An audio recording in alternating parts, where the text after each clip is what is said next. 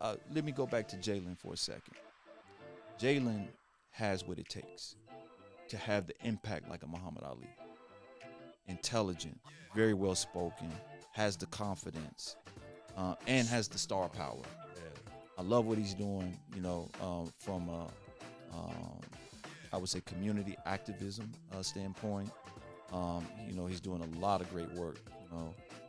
So I love his vision, what his mission is about. Closing the wealth gap. He partnered with Jason Kidd. They're doing some things with the Oakland Exchange. Has programs at MIT. He's very forward thinking. I believe him and Kyrie. I think that they're going to kind of carry the torch.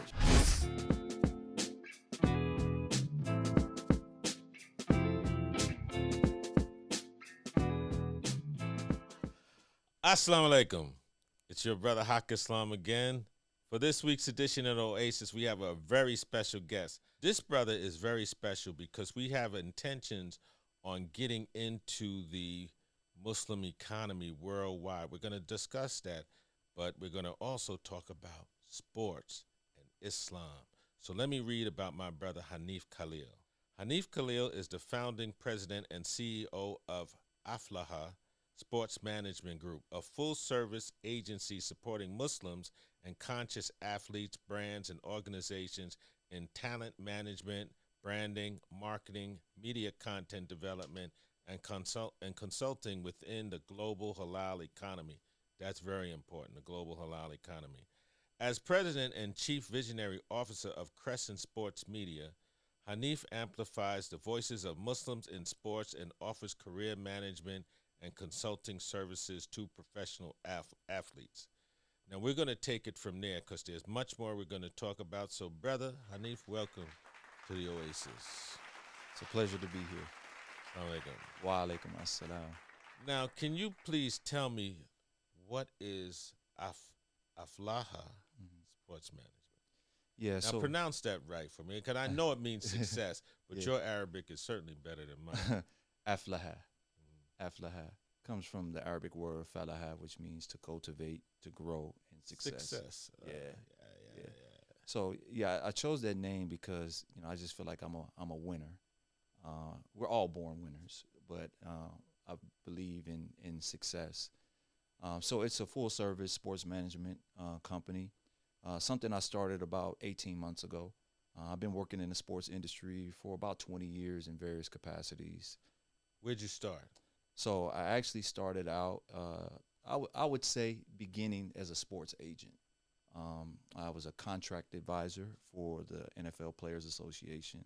And what does that mean? So it's literally a sports agent, Uh-huh. but for the Players Association, they call it a contract advisor. So it's basically your typical sports agent. What was your road to that? How did you? Let's go back. Yep. Okay, I know there's a lot of young brothers out there and sisters that want to get into sports management. So let's back up and start at your education. Yes. So my first 2 years in school was at Kansas State University. I studied business. Originally, let me back up. Coming out of high school, I wanted to go to Florida A&M. They had a good sports management program that was starting. So you knew you wanted to be a sports agent. Oh, absolutely. Where? Why? How? Where'd that idea come from? It's interesting you say that because And I'm gonna cut you off. Sure. Because being a Muslim, Mhm. you're second generation Muslim. Yep. All right, so being a sports agent wasn't really in your purview. At all. Yeah. At all. Now, Yeah. did you tell your dad you want to be? Oh yeah. And he was. Oh yeah. Really? Absolutely. Let me let you talk. This So- is an so- amazing story. Yeah. So my father used to hang with Muhammad Ali. Oh. Yeah. So when Muhammad Ali would come to Kansas City, my father was a part of the entourage that would take him back and forth to places, and he got to know Muhammad Ali a little bit. So this was your second generation Muslim. Yes, sir. So your dad, first generation, that was his crew: Muhammad Ali, Warfdeen Muhammad. Hmm. I mean, he got to know both of them Yeah. pretty well. And when I say his guy, I was being Yeah. real coy. Yeah. But those are the people within his age circle. He came Absolutely. up with Muhammad Ali. He came up with Warfdeen Muhammad. Mhm. I mean, that's a great group of people to be a part of. And Nathaniel Muhammad, which was the minister for Missouri, correct? Yeah. That was the messenger, Honorable Elijah Muhammad's son. It was. Mm-hmm. So these were all within your father's circle. Yes, sir. And then that moved to you. That had to influence you in some way. Yeah. So just going back with sport, okay, so my oldest brother was really into sports. So Dr. J was his guy. I remember growing up, he had posters of the Iceman, George Gervin. Oh, man. You remember the poster that he had with and he was holding on to the ice? Yeah. So that's up on my brother's wall, right? So he loved sports, all the sports. Dan Marino was his favorite quarterback. He was a Cowboys fan. So he's watching basketball, Dr. J, boxing with Muhammad Ali, and then my next oldest brother, loved sports too. So he gravitated more towards baseball, although we grew up watching all the sports. Yeah. We grew up watching ESPN, ABC, all of the tape delays, the Lakers and the Celtics. My oldest brother goes even further back. So then my next brother, so I have 3 older brothers, and then I have a younger brother. So we're all in sports. So no sisters? I have 7 sisters. 7 sisters. Yeah, I have 7 sisters and 4 brothers. Your father was really into be fruitful and multiply. Oh, absolutely. Yeah, he was. They were trying to build a nation. Yeah. And they said the nation starts at home, right? There you go. So sports played a very pivotal role, just my upbringing and development. It was an outlet for us. Excellent. So, my oldest brother would, he would convince us to go outside and throw him pitches. We watched the ball get hit over the fence. So, he was smooth. My oldest brother was smooth in basketball mainly. My next oldest brother, he was into baseball. And my next oldest brother, he was into all the sports as well. So we grew up, listening to the radio with the Royals, and we were huge Chiefs fans. So sports was just a part of the family. Part of the family. And my sisters played sports as well. So, okay, the family is into sports. Into sports. So that where the seed was planted for you to go into sports. Absolutely. But your whole desire was not to be on the field. Your desire was to be an agent. So, going back high school, I played all the sports, basketball, football, ran track. I was actually, my best opportunity if I wanted to go pro would have been in baseball. My second oldest brother, his name is Rashid, taught me the game of baseball. He learned it from my older brother, Darrell, right? So Rashid taught me the game of baseball. Funny story, when I was playing, I played for this team called the RH Wonders. And at the time, we couldn't afford cleats for me. So I wore, my brother Rashid is 7 years older than me. So I'm wearing his hand-me-down cleats. I had to wear 4 pair of socks to fit his cleats. So me and him, we stuck together. He taught me the game of baseball. I remember I had this Royals glove, and he used to throw the ball so hard it broke at one point. Broke the glove. Broke the glove, the webbing in the glove. Yeah. So baseball, he taught me everything. He groomed me to be a 5-tool player. So I was really good at baseball, but it was the attraction of basketball, the up and down game of it. And then I started leaning towards basketball. I grew up around the corner from Earl Watson. Earl Watson played at UCLA, made it to the NBA. Yeah. So he grew up around the corner from us. And so I learned the game of basketball just from my older brothers, but actually going outside and playing it, it was him and a few other guys in the neighborhood. But it was the attraction to basketball, watching Michael Jordan come fly with me, and then just watching, the NBA. It was just the attraction of basketball where I started to gravitate towards basketball. So gravitating toward basketball, this is when you got the idea that you wanted to be an agent, not a player. So the idea of me wanting to be an agent was when I realized and started doing the math about, okay, what it takes to actually make it to the professional level. I was a late groomer. I grew up um, very short, but I played sports with my older brothers and things of that nature. So just to give you some context, when I left the 8th grade, I was 5'3" and weighed 100 pounds. 5'3" and 100 pounds and wore size 10, 10 and a half. Shoe. 10 and a half shoe.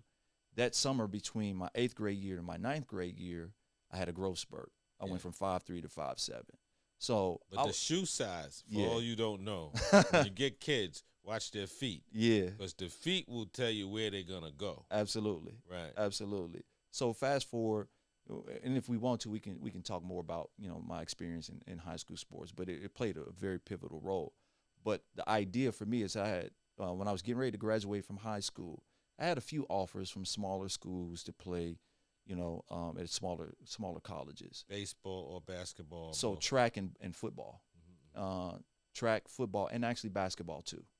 I remember one of the assistant coaches, Coach Taylor, told me, he was like, man, I got this letter from this small school in Nebraska.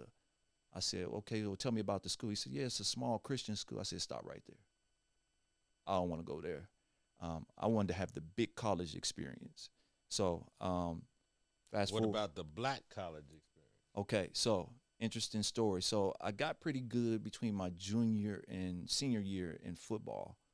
My senior year in football, we didn't have a very good team, but I had a good year.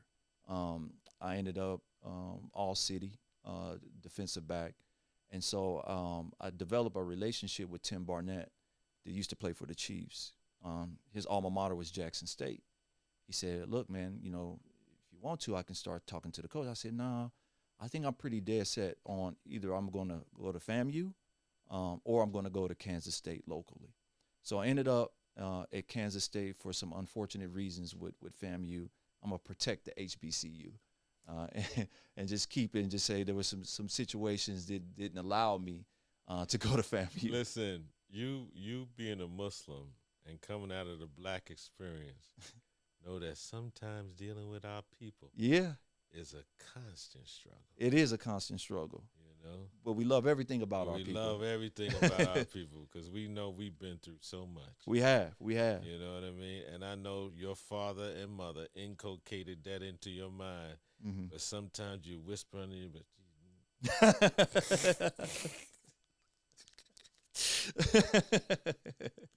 Yeah, I could, yeah. So listen, we are in college. Yep. I'm saying we. Mm-hmm. And you're thinking about seriously becoming a sports agent. Yes. What's the map? Okay, so the map actually started with the movie Jerry Maguire. This is when I was in high school. Is that right? Yeah, the movie with Tom Cruise. Yeah, of course. Yeah, it was a inspirational movie. Very much so. Okay, so Jerry Maguire planted the seed for me, right? And I remember this article. I ended up getting this scholarship, this small scholarship, by the Jayhawk Foundation, right? It was called the Frontier Scholarship. And I remember they were doing the article. The writer came to my high school, and he's doing the article. And he said, so what are your aspirations? I said, if I can't play sports, I want the next thing closest to it. And I want to learn the business of sports, and I want to be bigger than Jerry Maguire. That's what I said in the article. So this started at a very young age with me having these aspirations of being an agent. So while I'm at school at Kansas State University, they didn't have a sport management program. I ended up getting married the spring break of my sophomore year, and I needed to transfer. My wife was living in Florida at the time. So I was like, okay, there's South Carolina. They had a good sports management program. FAMU had one that was just starting. But then it got to Florida State University. And Florida State University, of course, Deion came from there. Yeah. And at the time, they were very good in football at the time. So I was like, okay, why not there? So my wife and I, she was at FIU at the time, so we both transferred, and we ended up at Florida State University. That young love is something, brother. It is. That we got to talk about that. But I want to go further into, now we're seeing a lot of, we're like in terms of Islam in America, I Yep. think we're on our fourth or fifth generation Mhm. Muslims, somewhere in that neighborhood. And you see when you see the young brothers playing in college, you don't see a lot of Bryans and Joes and Bobs. You know, you see Shakirs and Muslim names, Mm-hmm. right? Are you seeing Muslims more coming into their own in college sports? Absolutely.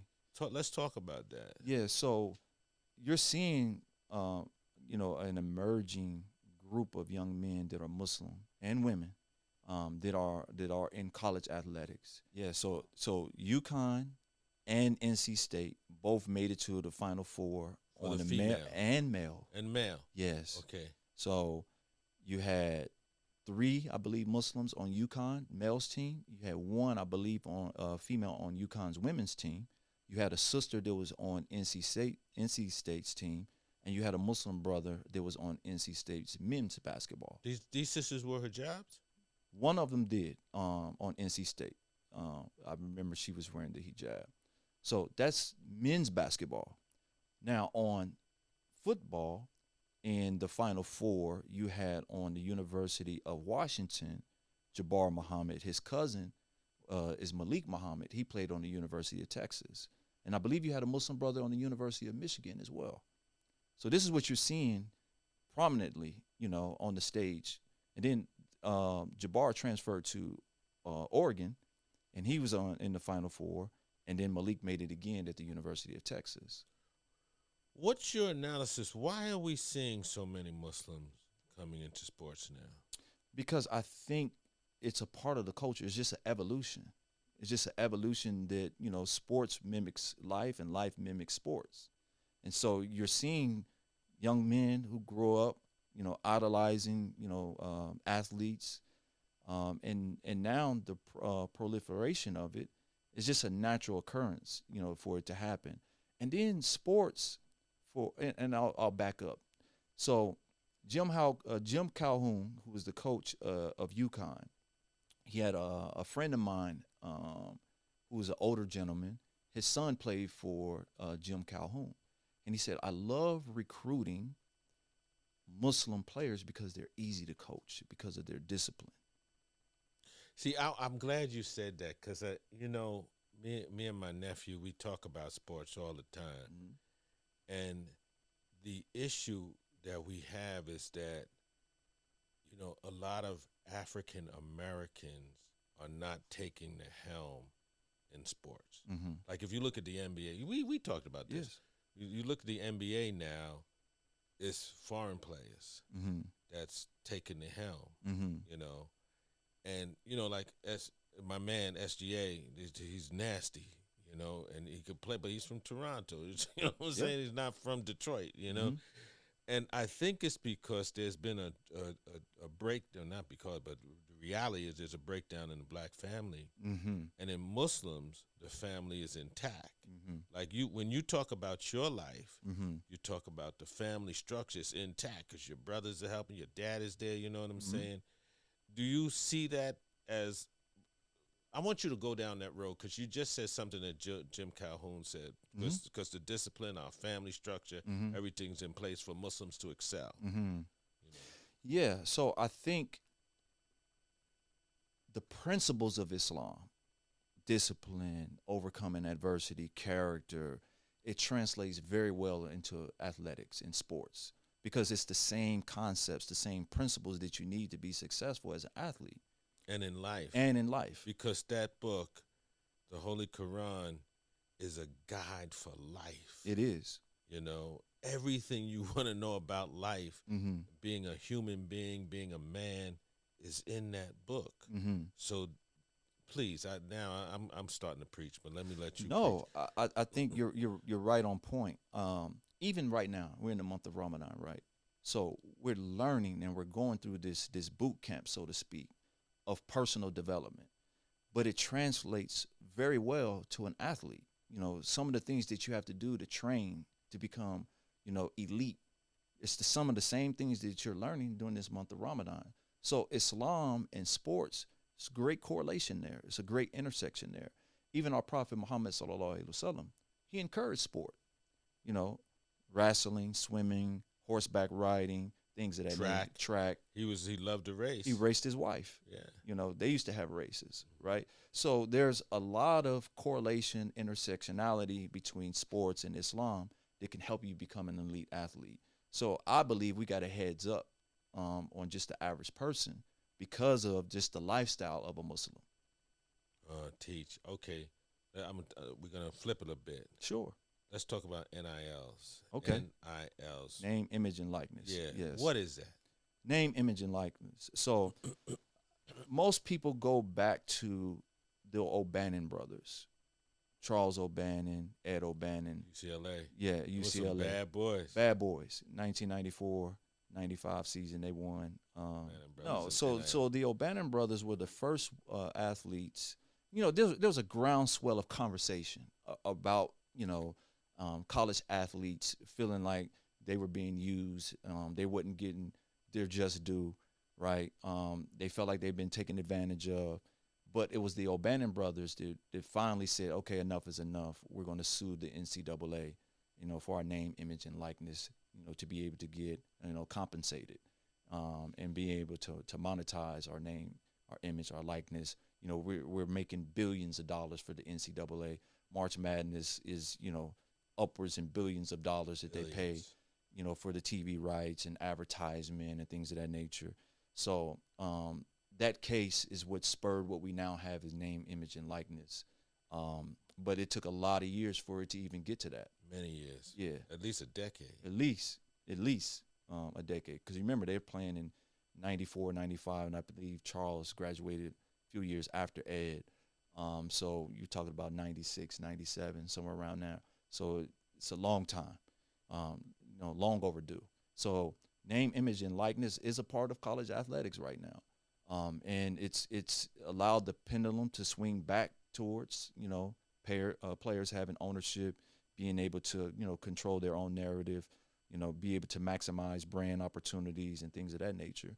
So it's here to stay. Now, and I think that there's going to be some structural things that the, you know, college athletics, the NCAA is going to have to go through in order to really, you know, optimize what we see now in college sports. My nephew, now there's a difference between NILs and getting paid, right? Because everybody can get paid, but everybody can't get an NIL. Because I want to qualify that because when he was a student athlete, he went to VCU, right, Virginia Commonwealth, and he said that every athlete at VCU now is getting $300,000, you know, to play ball. But that's all the ball players get $300,000 a year. But that's different than NILs, is because all of them are not getting NILs. Right. Like Juju, the young lady on UCLA, she's an NIL. Is that correct? Like so NIL, everyone has the ability to have NIL marketing, branding opportunities. Everyone has it. The people like Juju, she's able to capitalize on it even more because she has a bigger brand. So everyone has the ability to earn NIL money, but not everyone is going to be a top-tier athlete to be able to get it. So those are two different things. Being paid, I can get paid to go to UCLA, but me getting paid to go to UCLA doesn't mean I'm going to get a name and an image and likeness contract. Correct. Okay. Yeah. So you can get paid, and some colleges pay more. You know, if you want to get into the transfer protocol and things of that nature, if you want to get into, you know, even recruiting, this is literally flipped what was used to be a amateur sport to now it's professional now. Oh man, they making money. Yeah. Because you see Deion's sons, they're killing them. Yeah. So let's talk about your program, Aflaha. Yeah, Aflaha sports. Okay, where do you see it going? Have you started to recruit on the college level yet? No, I haven't started to recruit on the college level yet. Right now, you know, you go to where there's low-hanging fruit. So the relationships that I've built over the years, you know, right now most of my clients are retired athletes. who have the cachet, the branding, the influence in the Muslim community. So that's where I started. And right now, most of, that's majority of where my business is. Who's some of your athletes? So right now, Mahmoud Abdul-Rauf, I work with him. I work with Hussein and Hamza Abdullah, the Abdullah brothers. They play football. They played in the NFL. Yeah. So those are the three main clients, but we work with organizations and we do, contractual work and do, booking events for others as well. For example, we just did a big summit with the University of Michigan in partnership with a group called MISA. So that weekend we had Bilqis Abdul Qadir, we had Hamza Abdullah, Hussein Abdullah, and Mahmoud all in one session. Then there was an MMA athlete that was there, and then we also had a few other people as well. What is your hesitation, or what are you waiting for to go into college sports? I think start recruiting on that level. So for me, the way my company is set up, as far as from a staffing standpoint, we're not set up to win, and I only want to get in if I can win. I don't want to get in and just participate. So from a strategic standpoint, I want to make sure that we're set up structurally, and from a financial standpoint. So and with all of the new laws and things that are out with NIL, I want to be patient because I think there's a lot more that's going to come down the pike before this is all settled. So what do I mean by that? I was on the way here. The Uber driver, he has a son that plays for the University of Georgia. So we were having a conversation. And I said, you watch and see with Bill Belichick, what he's going to do at the University of North Carolina. That's going to be the first kind of professional entity. And so that's going to be the model for what a lot of the college programs are going to model themselves after. They tried it at Arizona State with Herm Edwards. It didn't work out that well. They had a lot of violations that they had. So what I'm saying about all of this is that there's a lot more that's going to continue to come out. What do you think is going to happen at UNC?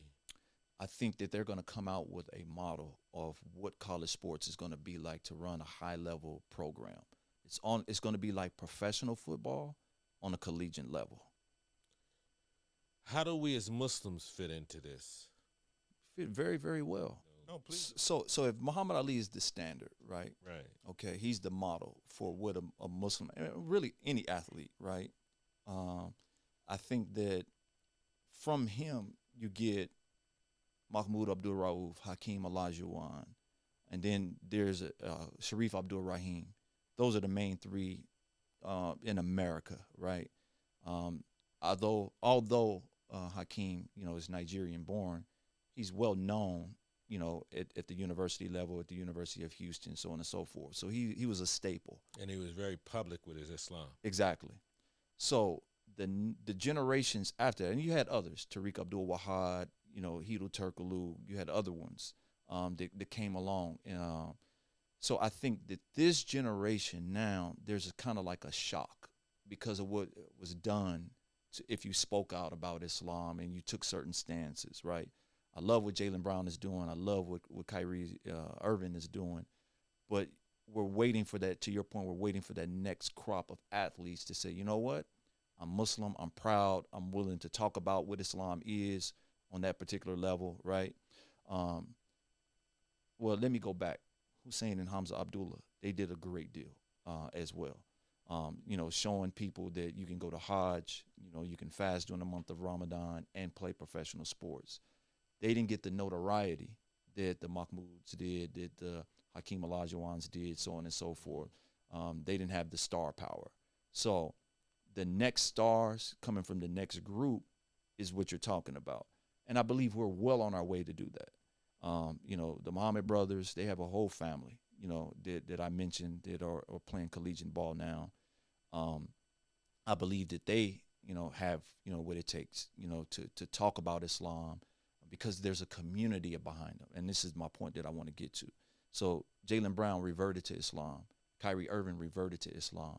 Sharif Abdul-Rahim did not revert, but he was kind of, quiet, so to speak, because I think he was very strategic in what he wanted to do. So even now, he's the president of the G League. You know. Oh. Yeah.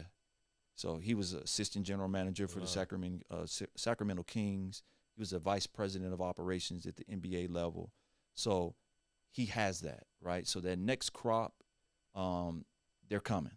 And I believe they're going to feel a lot more comfortable. A lot more comfortable, and their foundation is stronger. Yes. You know, because they're fourth generation. This crop will be fourth or fifth generation. Yeah, third, fourth, fifth. Yeah, third, fourth, fifth. Yeah, and we're waiting on them because we want them to have that je ne sais quoi with it. You know what I'm saying? that flyness. Yeah. That and again, respect to Jaylen, because what we see. And Kyrie, because Jaylen, the whole crew went to Hajj. Mm-hmm. Well, I don't know the whole crew, but him and some other brothers. Yeah, Taco Fall was with him. Exactly. Went to Hajj together, and it was just a beautiful thing. Yeah. But we're waiting for the next level, and that's the level that I'm hoping that you will be managing. Inshallah. But I, let me go back to Jaylen for a second. Jaylen has what it takes to have the impact like a Muhammad Ali. Intelligent, very well spoken, has the confidence, and has the star power. Yeah, I love what he's doing. You know, from I would say community activism standpoint. Yeah. You know, he's doing a lot of great work. You know, so I love his vision, what his mission is about. You know, closing the wealth gap. You know, he partnered with Jason Kidd. They're doing some things with the Oakland Exchange. He has programs at MIT. You know, he's very forward thinking. I believe him and Kyrie. I think that they're going to, you know, kind of carry the torch. But more so Jaylen Brown than Kyrie, in my opinion. Not to take anything away from Kyrie, but I believe that there's a network around Jaylen Brown, and that's my point. We have network of Muslims. Yeah. His uncle is Muslim. So the thing that helped Muhammad Ali, which is kind of my overarching point, he had the Nation of Islam that was behind him. Right. So he was trained. Yeah, it gave him the strength, the confidence, gave him, you know, the talking points, gave him the infrastructure. So he had that whole support system, and that's why Muhammad Ali was so successful. Then he had people like Malcom, you know, that was around him as well. And then, you know, later on in the transition, he had Imam W.D. Muhammad, you know, who was a close friend and an advisor to him. Let's talk about the halal economy. Okay. What is that? Okay. So the halal economy, you know, and it varies on just the numbers, but for the most part, it's upwards of $2 to $3 trillion of buying power globally that Muslims have. And it's broken up into different sectors. So you have, obviously, halal food. So the word halal means permissible, right? So in the Quran, it talks about eat foods that are tayyib, which are good, and halal, which is permissible. And so halal is not only relegated towards food, it's a whole lifestyle. So when you talk about the halal economy, you're talking about all the sectors that bring about, you know, the whole lifestyle for Muslims. So typically it's broken up into pharmaceutical, it's broken up into financing, halal financing, food, halal travel, modest clothing, beauty and cosmetics, and then they kind of break it up into media and recreation. So those are kind of like the silos that kind of make up the pillars of the halal economy. But it's all encompassing. You know, everything that you think about from a lifestyle standpoint, it fits into the halal economy. And it's an emerging market.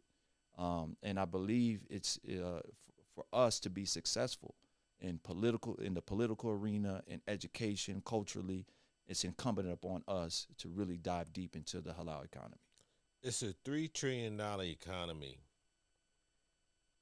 How do we participate in it? Because we're talking about, as Muslims, we're a very diverse community, from Indonesia to Detroit to London to Mecca. So, and you've been analyzing this for a while. So how do we, as African Americans, participate? I think first and foremost, we have to become informed, we have to unify, and we have to be very, very strategic with our infrastructure.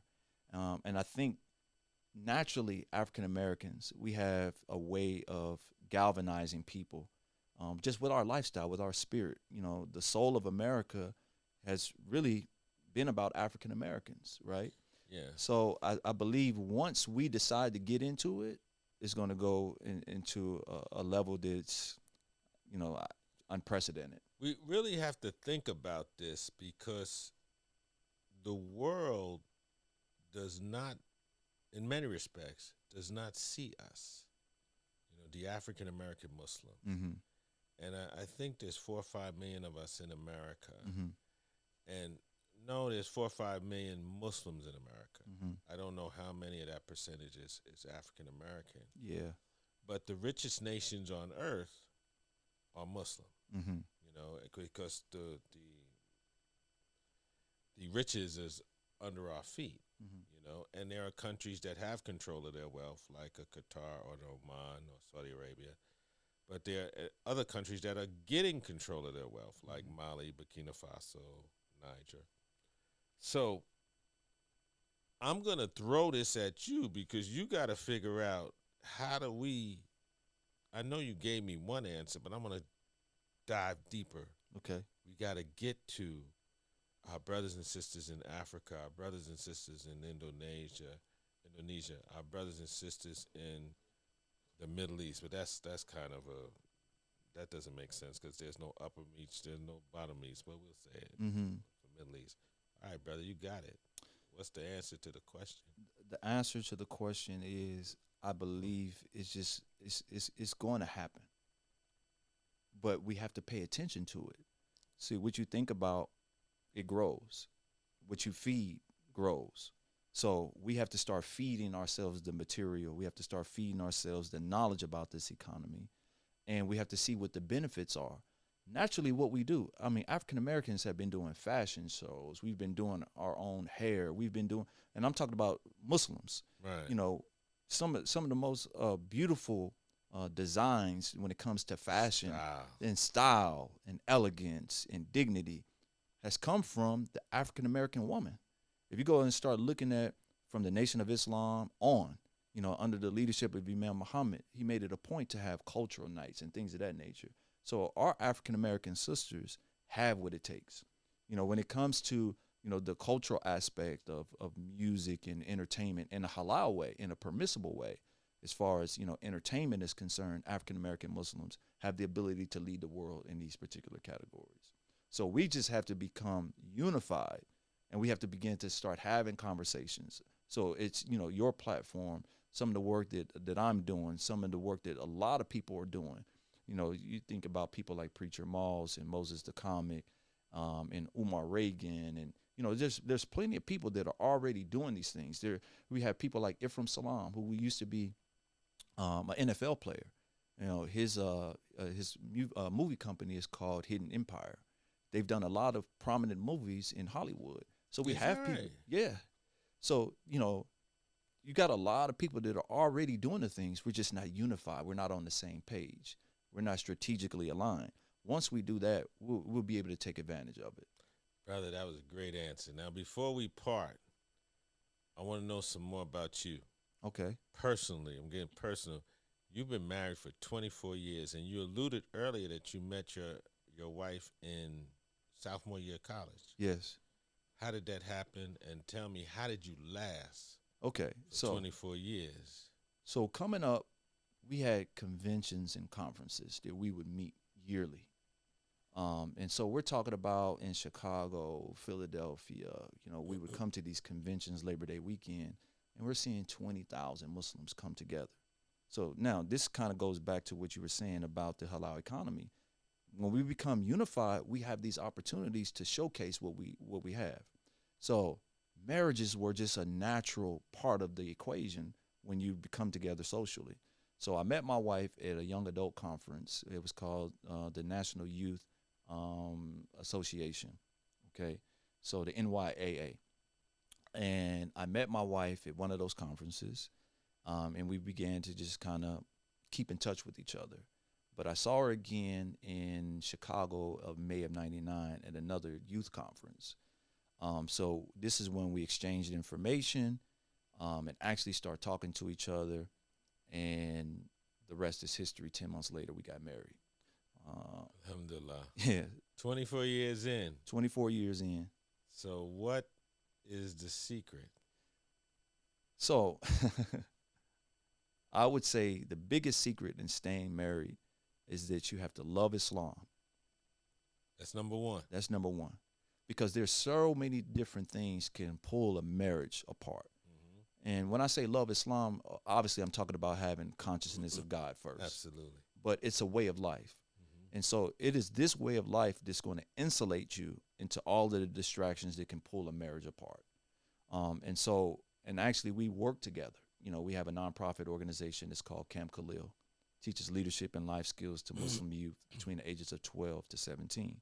So my wife and I, we founded that organization, and it's 20 plus years strong as well. So for me, I think marriage is an institution that is the saving grace, you know, for all of the problems that we have. But there's so many people that are giving up on marriage, and we need to bring marriage back. We need to bring a consciousness of marriage back. Listen, that's the most important part of the segment, ladies and gentlemen. That was beautiful, brother. It really was. Thank you for coming on to the show. What's next for you? So we have outside of recruiting the next Muhammad Ali of basketball. Yeah, so a lot of the stuff that we mentioned, just drilling, you know, and taking a deeper dive into it.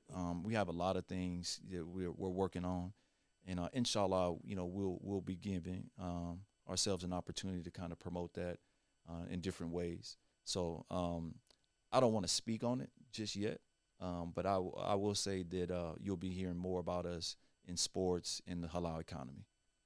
Yeah, I know we will. Brother, thank you for coming on the Oasis. Yeah.